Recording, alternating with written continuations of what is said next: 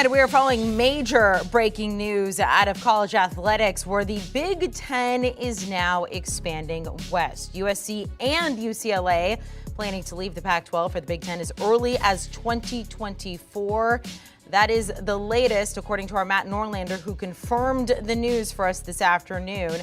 This signaling, of course, the latest seismic shift in conference realignment on the heels of Texas and Oklahoma deciding to head to the SEC. So here's a look at the new look Big Ten Conference, adding in USC and UCLA. They would now have 16 teams that would match the number of teams that the SEC will have once Texas and Oklahoma join them as well.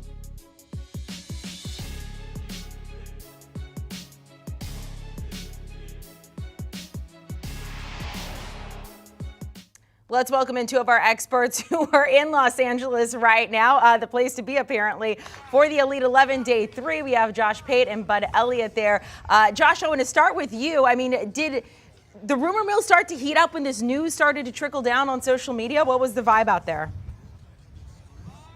Well, it was one of those rare mornings where I ate breakfast, and so you're standing in the breakfast line, and you get there, and no one's whispering, and by the time you're checking out, everyone's whispering, and it's crazy that you're in Los Angeles, Bud, this morning, because there are a lot of people here. There are team officials, there are conference officials, there are people who have worked with the Pac-12, used to work with the Pac-12, and it just sent this immediate reverberation and ripple effect out, and the consensus reaction was, well, there goes the Pac-12. You know, the Pac-12's done. That's almost like an afterthought now. But, Bud, like immediately, I think everyone's mind shifted in a couple of directions. You're either in the media rights camp, where you're just talking about the business side of things, or you're in the conference realignment camp, where most of our minds are, and you're thinking, okay, the SEC's made their moves, and then the Big Ten just made a huge couple of counter moves. This is not checkers. That's very much a chess move on the part of the Big Ten. And then you kind of say, and what? And who gets left out? And who's included? And to me, it all comes down to like how many seats at that table are there. You know, the SEC's got one. Definitely the Big Ten's got one. But as for the rest of the country, in my mind, there is clearly room at the table for a third, if you want to call it, super conference. Because like you and I were talking about before we went live, FSU's going to be there somewhere. Oregon's going to be there somewhere. Oklahoma is obviously moved already. But there are still enough brands out there, I think, to create a third big seat at that table. Josh, this is an absolute gift from the content gods, right? Will it be just two enormous conferences that maybe have 20 teams each? Is the SEC done? Maybe we'll have a third conference, which is some combination of the ACC, Pac-12, and existing Big 12 once the Oklahoma and Texas schools go to the SEC. And what about the college football playoff? They declined to expand. We thought it was done this summer. Maybe there are some things already in the works. Deals like this don't come together in just mere days. A lot of stuff to talk about here. Yeah. So, Josh, I mean, you're saying, look, I think there's room for a third super conference, if you will. I mean, the big thing on social media right now is you hear a lot of people say, look, the Pac-12 is done. The Big 12's got to be licking its chops here. So what is the next move in regard to these two conferences? Well, the thing to keep in mind with the current rumor and speculation in our industry, which I don't think concerns fans a whole lot, but all of a sudden it's at the forefront, has been this Big Ten media rights deal. You know, we're wondering, is CBS in the game? Is another major conference and network in the game? But I think the big talking point out west had always been, okay, once that subsides, then the Pac-12's renegotiation window was coming up. And a lot of people on the West Coast thought, wow, we're going to be able to probably reap a big financial windfall from whoever didn't get that Big Ten deal. And all of a sudden you're asking yourself, well, what's the Pac-12 deal worth? Or is there more radical realignment coming that creates a lot more attractive ACC? The ACC's got that grant of rights deal right now, as you well know. Until 2036. Yeah. And so there's so much that you wake up every morning thinking is concrete, and then by the time you go to bed that night, it looks like a totally different world. But I do think that the next big talking point, especially within the business side of the college football industry, is the Big Ten media rights deal when it gets announced, and then the subsequent. Because you've got more media rights deals coming up. The Pac-12, like I said, was coming up. Where do they go, and how attractive a product is that at this point? Bud, let me ask you this. What do you think the Big 12 does now? What's their next move? So the Big 12 has Texas and Oklahoma for, 2 more years? They might get out of it a little bit earlier than we think. But I think if you're the Big 12, maybe you reach out to the Pac-12 and say, hey, Pac-12, you still have some nice brands, you still have some attractive media markets, and if you're able to go and do that, maybe you're able to convince Oregon with a higher share of conference revenue than they're normally getting from the Pac-12 to come and join. That would be my move. I don't think you want to keep adding smaller programs. Maybe you prey on Oregon's desperation. Maybe you take Oregon and Oregon State as a bit of a package deal. But they're in an interesting situation here. I think they have more leverage than they did before today, obviously, because previously they were by far the worst recruiting conference once you take out Oklahoma and Texas. Nobody in the new Big 12 recruits at that national title level, or even really close to it. If you're able to combine some schools from the Pac-12, at least you increase your market share in a region that is now not really represented in the Big Two conferences, with the exception of the LA schools. This is clearly, reshaping the college sports landscape as we talked about it. I mean, first it was just the SEC with Oklahoma and Texas. Now USC, UCLA joining the Big Ten. Josh, with this entire reshaping that we're seeing, because it's nothing less of that, is this good for college athletics or bad? It's the multi-billion-dollar question right now. I've already asked a couple of people that this morning. It totally hinges on how much you appreciate maybe the tradition and history-rich aspect of college athletics, or whether you look at that and say, that's romanticism. You know, that's a fairy tale book, but that's in the past. You've got to use windshield thinking instead of rear view mirror thinking. If you're of that train of thought, and I kind of obviously have a foot in both camps, you can tell I'm a little conflicted.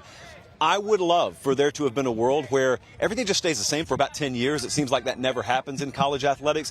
But once it became pretty apparent, especially this time last year when OU and Texas left the Big 12 or announced that they were, that wasn't in the cards, then I think a lot of us, myself included, just kind of accepted what reality was. And you knew that anyone who told you, all right, OU, Texas, done, that's the end of conference realignment, that was foolish. You knew that there was one, if not two more tidal waves coming. I think we're in the middle of those two tidal waves right now.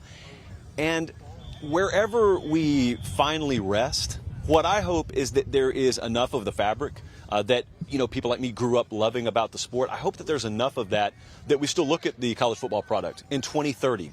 Once you've got your new playoff and once every conference is realigned and you say, yeah, this kind of looks like college football still. I mean, I guess I reassessed expectation and that's now the hope.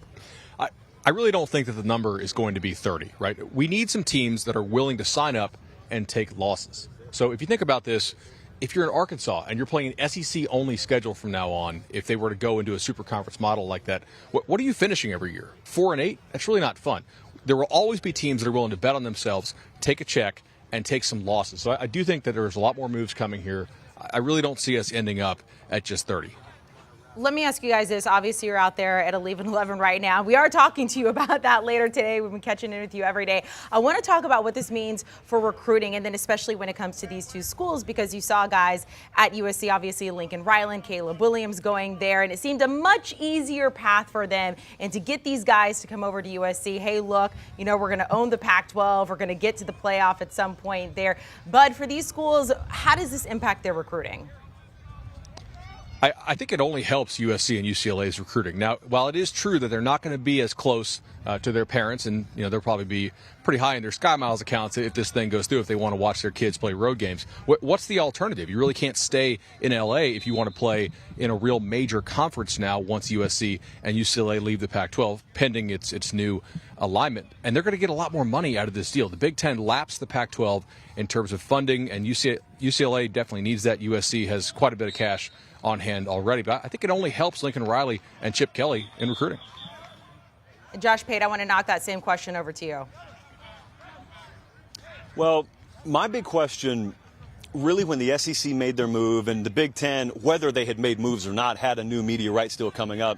But my big question has been, when you look at the increased size of that media rights revenue pie, whether players were going to get any access to that. Because there are really two differing schools of thought here. One was NIL. You take your chances on that market, and if you can make something, then good for you. And then there was another train of thought, and a lot of coaches buy into this, saying, wait, we're making how many hundreds of millions of dollars? Like, Amanda, just for reference, it's estimated that each Big Ten and SEC member institution will soon be cashing $100 million per year paychecks just from media rights. And so coaches have looked at it and said, why don't we just learn to distribute revenue a little bit, where if I'm Arkansas or if I'm UCLA or if I'm Oregon State, in another world, we can at least somewhat inject some, if you want to call it artificial parity or competitive balance, call it that, but inject that into our game. Well, now I look and I wonder, with what this media rights deal is worth with the Big Ten, with what it is worth in the SEC, I still wonder if that's on the table. Because to me,